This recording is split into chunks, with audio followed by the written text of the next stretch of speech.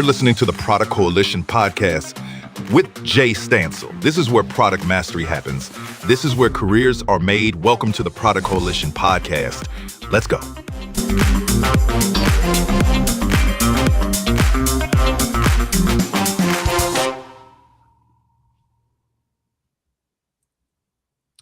Welcome back to Product Coalition. Today, we're cutting through the noise on growth, not with another shiny app, but with the thing that actually scales, and that's systems. If you felt that tech alone keeps missing the mark, this one's going to be for you. Our guest is Val Coin, digital transformation specialist at VIA Technology. She and her team build future-proof systems for scale and growth using proven transformation principles and human-centered design. Now, Val specializes in change management, operational diagnostics, and people-first tech adoption.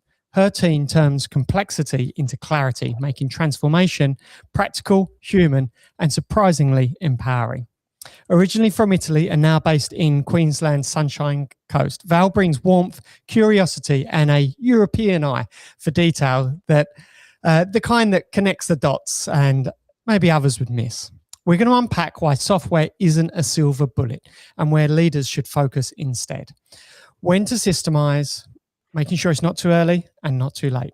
We're going to dig into how to support teams through change without breaking pace, how to design systems that survive new tools, new hires, new markets, and why an executive dashboard isn't a vanity wall, it's the control room for all of your growth. You'll get stories and simple frameworks from service businesses through to enterprise. You'll hear how leaders can lean on systems with confidence and how a future-proofed approach to system thinking and doing drives performance, profit, and incredible culture. Val, it's an absolute pleasure to have you on the podcast. Thank you so much for joining me. Thank you for having me, Jay. It's a pleasure. I'm really excited to get into this conversation today, Val, around systems. The last, called it 3 to 4 years, the idea of growth at any cost has died away, and businesses are much more focused around their productivity ratios across teams. But before we jump into that, Val, why is this domain something that you're so passionate about? A very, very good question to start from. In a previous life, in a previous role, together with my husband, we were actually leading a product team. We were building software and technologies for the disability sector here in Australia. And what I learned through that experience was that no matter how good the software was, no matter how good the technology, and no matter how good the implementation and the project management was, the kicker really came in the interaction between the technology, the people, and the business processes. And obviously, as a software vendor, you can't really have an impact on organizational change and on how business systems are designed and operated. You only can really play with your technology. And so this is why we really started VIA, to really bridge those three domains and make sure that businesses grow without the hype, without tech as the silver bullet, but just really in a sustainable, solid, and almost boring way, if you will. Nice. Well, if tech is not the silver bullet, and it's definitely not, a company is nothing without its people, can I ask, Val, what are some of your first principles when it comes to systemizing businesses before we get into individual specifics? Yeah, absolutely. So one, I gave away some of it already. So one of the principles is very proven, very boring. It's systems. The way we call systems is they're made up of process, people, and technology working together. Think about it as a three-legged stool. If you just focus on the one leg, the stool will fall down. So that's our first principle that we look at. The second probably is we really want leaders to start from clarity. And so starting with a strategic angle, what is the problem that we are solving? What's the outcome that we are driving towards? Answering those questions will define what the North Star for whatever we're about to do is, whether it's a project, whether it's a software implementation, whatever that may be. And having a North Star is really going to help us answer all of the questions that come up along the way. Probably those two, I would say, are the two main principles that we encourage leaders to apply when we're talking about systemizing business. The third element that I will mention is more of a principle that I apply myself, and that's always using curiosity. I always assume there's a good reason for what is happening, whether it is tech resistance, whether it is delays in a project. I always assume there's a good reason for it, and I'm curious about it because there might be a nugget of truth there that we need to explore.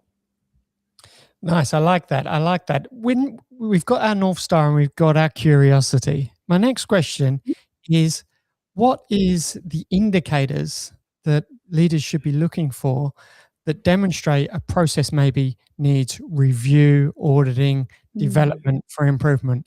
What do those things typically look like? And you obviously work with a wide range of different business types. Yes. So what we're looking for is the canary in the mines, right? We want those early indicators that something's not quite right. And most of the common ones that we see are, some are people related and some are tech related. I would say probably one of the first things would be if there is a high turnover in key roles. So your operations manager, your general manager, sometimes your finance manager, and your admin person, the person that holds together the office, the team, the operations of your business. If there's high turnover in that role, that tells me something's broken in the system. And linked to that, you might have some friction when onboarding or offboarding team members. And the kicker there is typically there is this one person that holds all the knowledge in the business. And when they leave, they take that knowledge with them. It's not documented anywhere. Nobody knows because Mary used to do it.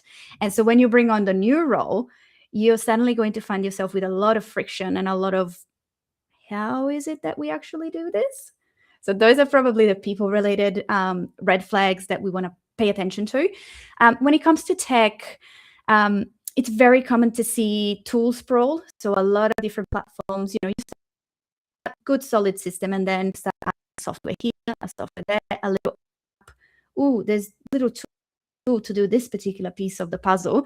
And then you add on top of it shadow IT, which is basically your team members going, yes, I know we have a software for editing videos, but actually there is this free one online that works better. It's a little bit faster. Let me use it. And it's just a mess at that point. So that's almost the end result. The early signal is teams not engaging with the technology that you provide them. And that's why they go and find their shadow systems. So as I said earlier, I always like to pay attention to tech resistance. Sometimes it's behavioral, but sometimes it reveals to us that there is something we need to pay attention to deep beneath the surface. Nice. I like that term, shadow systems, that you use, and it's probably the type of thing that no one likes to talk about, but it exists in every business. And I think probably now, because of AI tool development, more so in the last 2 to 3 years, possibly than ever before. Coming back to systems and processes that you mentioned, there's obviously a key point in a business's growth when systemizing can unlock new value internally, and therefore create more time for high value work. At what stage in a process should you be investing in systemizing? Because it's obviously hard to calculate an ROI of when should we stop what we're doing, systemize, and then come back to it because we'll reap the benefit, versus let's just keep going until it breaks. Yeah, it's the $1 million question, right? And I have over there the multiple different frameworks for stages of business. If I take Vern Harnish, for example, you've got your startup, your scale up, your grow up first, your scale up after, and then you either reach a plateau, you descend down into, no, that's not where we're going, or you can keep growing, right? And typically it is in those transition stages that we see businesses and business leaders start to look at systemization. So the trickiest one in a way is between startup and grow up. because there's going to be a temptation of wanting to lock processes and lock the way we do things in. And to a degree, it's a little bit too early to do so, because we still want to be able to be flexible and respond to the demands of the market and be able to pivot if we need to. Whereas when we go to the next stage, when we've grown the business and we've started stretching our resources and we're very, very clear on who our target audience is, who do we serve, what do we deliver for them, and what are our values and what are our driving principles as a business. Now, that's the moment in which we can really, truly systemize, lock in the way we do the things that we do, so that we can properly scale and enter that next phase. So the golden moment is between grow up and scale up as business phases.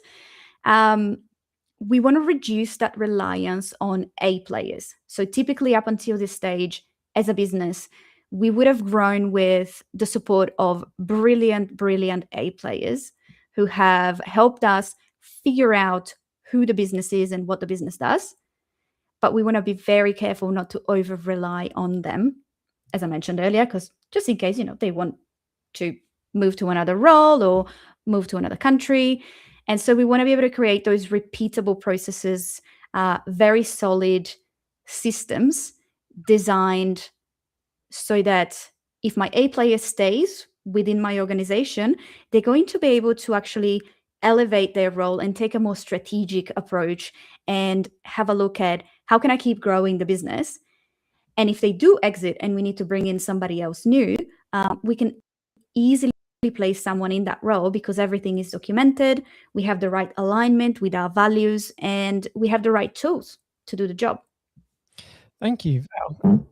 When it comes to change this year, we're recording this at the start of 2026. A lot of listeners will be seeing change on their roadmaps expected to be delivered in this coming year. The intentionality of change is obviously critically important. But for many employees who are affected by change, sometimes change can feel like change for change's sake. And the benefits to them or the organization is often forgotten about due to the excitement of getting the change done. Execution is everything. So I'd love to hear, what are some of those first principles around change management and communication as you work with businesses to implement new or improve systems? Yep. So one of the critical pieces of the puzzle in our perspective, and a lot of businesses aren't excited about change management, as you mentioned, Jay. They're excited about the new technology we're bringing in or the new level of efficiency and automation that we can have. But teams and leaders especially are rarely excited about change. So two of the most important things that we could do at the beginning is, one, be really clear on why this change matters. Not just what is going to change, but why are we changing? What's that North Star that I mentioned before? And the second is to involve your people and gather the perspectives of your people being your team members, your leadership team, your clients as well, and maybe even your suppliers if you have a product business. Involving them early, not after the decisions are locked in, but as you are crafting the change narrative. And what that will allow you to do as a leader is it will allow you to give them ownership over their little piece of change and for them to drive the change within their domain, whether we're talking about a department manager leading change within their department, or whether we're talking about your customers maybe having a say in the change that is coming. Even the simple act of asking for feedback and insights is going to do wonders for the change management element. Because if we have to do change management, it's already too late. We have to do that proactively at the beginning. And the next element that I probably would recommend leaders do when it comes to change is look at the 80-20 rule. So you want to be able to identify, out of what we're about to change, what is the 20% that is going to give me 80% of the uplift, and focus on changing only that. It's going to be really tempted to try and change everything, but that just creates a lot of parallel chaos, a lot of projects going at once, and most likely a lot of those projects are not going to go to completion because it's too much. So focusing on the 20%, if we're talking about a new software, for example, what are the 20% actions? What's the core data flow that I need the software to deliver? Is it customer onboarding, followed by scheduling, followed by service delivery, followed by billing and invoicing? How can I make sure the 20% of what I need is there, and we only change that so that my team stays focused on maybe not small, but focused and impactful changes? And the very last element that I want to bring to the table is, we know that there's going to be, it's part of the natural human behavior to be shaken by change. And naturally, different individuals will resist change a little bit more or embrace change a little bit more, depending on their personality. But even myself, I love change. Sometimes something shifts in my work or in a software that I'm utilizing, and I have that little moment of, ooh, this is different. This button was there and now it's here. What is going on? And so accepting that that is the case and embracing that that is the case and preparing ourselves for it. One of the tools we use a lot with our clients is the Kubler-Ross change curve. And it's a little framework that helps us reframe change and almost treat it as if it was a process of grieving, because that's what it actually is. You have a human being that is grieving the way things were, very comfortable, very familiar. Maybe they took a little bit longer to get done. Maybe it was a little bit inconvenient, but it was familiar. And now I have to grieve the loss of what was and create space and emptiness to allow what the new process is, what the new software is, to come in, and I have to accept it. And there is a process of resistance, anger, denial, followed by acceptance, and eventually embracing that change. And if I circle back right to the beginning, if we're very clear on why the change matters and we involve our people early, they're going to go through that curve, that roller coaster, a little bit faster and with a little bit less peaks and troughs, shall we say. Nice. I was going to ask about that. No matter how strong the plan is, there's always going to be some unknowns that turn up post change. Yes. And with any new gains, there's going to be some new pains that come alongside it. When implementing change that impacts, in my experience, for instance, it's been in call centers where a change could impact 500 people. It can create all of those emotions you was talking about, like the mourning process. As leaders, though, sometimes we have to be well, we always have to be empathetic for our team members, but we have to listen to those pains, and it can be sometimes overwhelming when you've got a significant number of people maybe who have got new pains, and for them, they're venting and airing the new struggles, and that's obviously not the end of the process. It's the start of the new world that they're working within.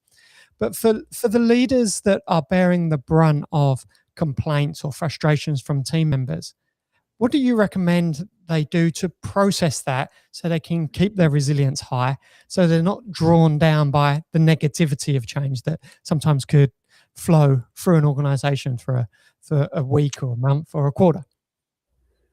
Yes, a week, a month, a quarter, sometimes longer. It's a very good question, and it's a very interesting angle that you bring to the table. What I would challenge that slightly, if I may, is if we have one leader who is having a high amount of individuals in their team coming to them with those heightened change emotions and frustration, it tells me two things. One, effort for change, and two, So we didn't potentially communicate why that change can happen. We didn't involve our team. And two, I would challenge that leader to ask, are you trusting your executive level, your management level? Are you trusting your CUIC, your second in commands for the different departments? And are you empowering them to lead their own team and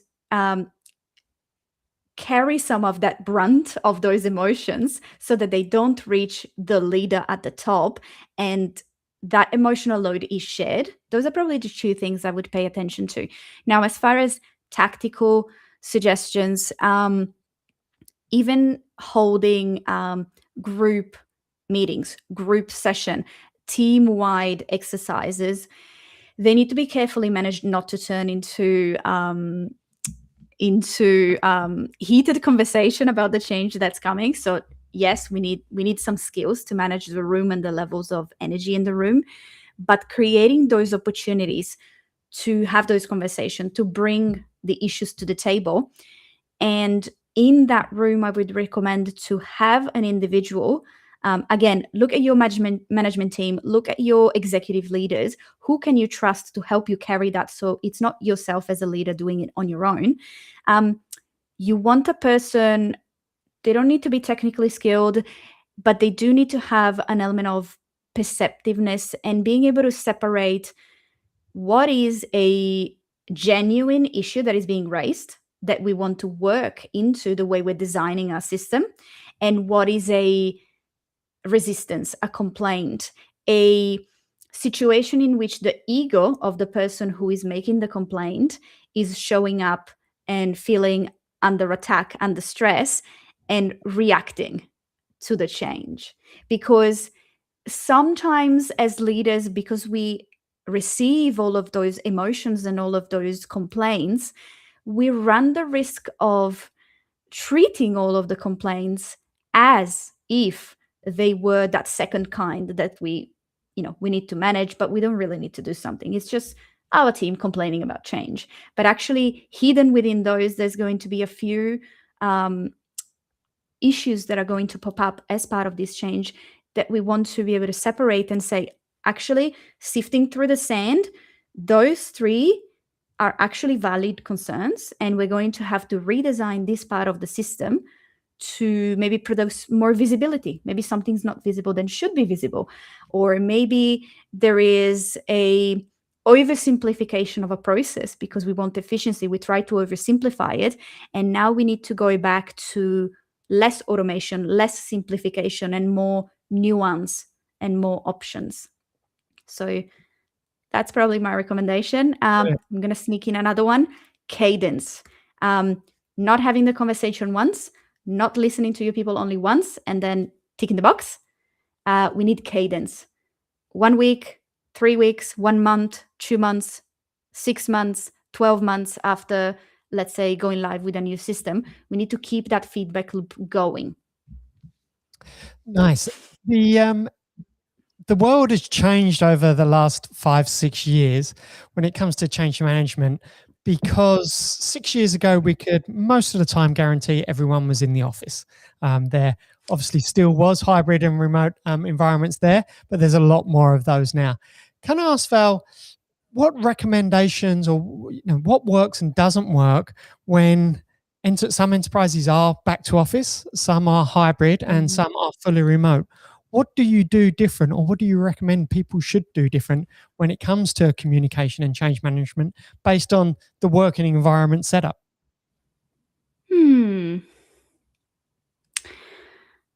Not that much would be probably my cheeky answer. The tool might change. We might have a conversation over a camera, over a laptop, as opposed to an in-person conversation. But that's just the tool that delivers the language across. The conversation itself doesn't change. Probably, I see a lot of resistance in the clients that come to us, a lot of resistance from teams to going back into the office when they got used to working from home. And equally so, right at the beginning, we had some concerns about working from home when we were used to being in the office. So again, it's about the change. It's not really about the tool. I don't know that I would have specific recommendations for. I'd probably say the biggest thing is do not treat it any differently. It's still a human to human conversation. Nice. You're still dealing with an emotional journey that someone is going through. And we still want to be able to set aside the tech, set aside the tool, and set aside the hierarchy of a business and be able to have a conversation. And to a degree, that is either part of a business's culture, part of a business leader's ethos and way of presenting, or not. Nice. Thank you. Thank you. Now, one of the other things when it comes to change, in my experience, more so on the enterprise side of life, is sometimes it can feel there's change implemented, it doesn't work, and then there's more change implemented, and it doesn't work, and you can get stuck in a little bit of a cycle. So to avoid that, Val, what would be your top tips for future-proofed business systems so that the change does work? What are those foundational principles that does ensure you are future-proofing right from the start of the project or initiative? Foundational, and I know I have said it a few times today already, but really being clear on the why, documenting the why, documenting our North Star, not just the steps, the things we are going to change, but specifically why are we changing? It's really about designing what questions do we need to answer, what decisions do we need to take, what data is going to allow us to answer those questions and take those decisions before we make any of the changes. And as I mentioned earlier, the tool really, they don't matter. It's really about being clear on what are we wanting to achieve and what's the outcome really that we're going for. What are the rules we are playing by and what's the outcome we are going for? The how, the tool, the steps, they might change along the way, but the outcome should always drive us. The North Star should always drive us. And really the guiding principle that we recommend leaders always stand behind is start from solid foundations. So really be clear on how to design the system, aligning your people to the change that is coming. That's the change management piece. And making sure you have the right assets to be able to deliver on that change. Once you've got those three foundations, you can look at a control layer for the future proofing of your business. So once we've got people, process, and tech essentially sorted, we can look at the control layer. Now we're getting closer to a decision-making framework. How do we evaluate what matters? What problems do we need to solve? And how do we make sure we don't just solve them reactively today, but every time a problem shows up, we put in place a system so that the same problem doesn't show up next time. We want to be able to have a rhythm and a cadence to the business changes we're going to do. That's part of how we future-proof the business, is having a rhythm, having a cadence. I don't just change my software once, I change it and then I assess the effectiveness 3 months, 6 months, 9 months later down the line. I don't just train my team once, I train them every 3 months regularly. And once that is in place and there is a cadence and there is a rhythm and there is visibility over the different levers of the business and which one can I move? And if I move this one, this is what happens. So if this changes in marketing, then this is the flow-on effect into sales. This is the flow-on effect into delivery. And that's the flow-on effect onto the bottom line. So I'm not reactively solving a bottom line problem. I am seeing how the change in the marketing affects the whole process. Now I'm at the level of being able to build confidence at an executive level. Is my business performing the way that I want it to? Is it being effective and efficient? Can I have foresight? Is it predictable? Can I see what's going to happen before it happens? Can I see those canary in the mines? And then the very, very last layer that we see businesses who are at that stage, who are systemized, now they can start looking at the experience layer. And that is customer experience and staff experience and partner experience and supplier experience. But typically staff and customer experience are a good place to start. And that means we can move away from being a transactional tactical business that almost runs to the bottom as far as it comes to pricing. Because if I'm a transactional type of business, I am playing in the dollar economy. But if I'm providing an experience to my clients, now I'm suddenly playing in the experience economy, and my pricing is going to change. And similarly for my staff, and I could go on and on about this, so I'll try and wrap it up. But also from a team member's perspective, what is the experience I am providing to my staff, and how does that change the hiring process, the onboarding process, and also the offboarding process as well? There's a really good conversation to be had about that. That's what differentiates your business, and it allows the business to play on a completely different playing field. That'll make it future-proof. You spoke a lot there about seeing change and North Star. I want to finish up the session talking about executive dashboards and why they, when effective, are not just this vanity wall that makes executives feel good, but they actually challenge the executives and gives them the quantitative transparency they're looking for. I really like what you said there, that I can imagine affects things like employee NPS as much as customer NPS when it comes to the effects of change. So could you talk us through what does the foundations and maturity of an effective executive dashboard look like, that is more than just a PowerPoint that is looked at once a week, but actually is used to either acknowledge or drive further change and iteration? I love the word that you just used, Jay, drive. I will get to that.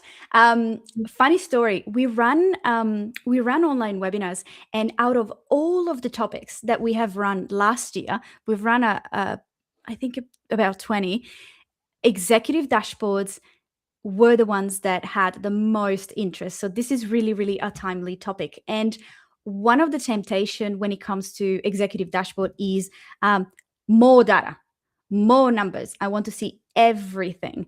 And really, as leaders, what we want to do is we want to take a very calm, very methodical, 37,000 feet view over what is happening in my business. And yes, we absolutely do not want vanity metrics. We want to be able to get to the core of what are the data points that really matter, and align all of our leaders around the same exact signals. So if all of our leaders are looking at the same signals, the same data, and not 3 different reports pulled manually, and it takes 30 hours to pull those reports, and then at the end of the day, they all say a different number and they tell a different story. Now, if we align all of our leaders around the same signals in a very clear, clean, and simple dashboard, it will reduce taking decisions based on opinions, because they'll be driven by data.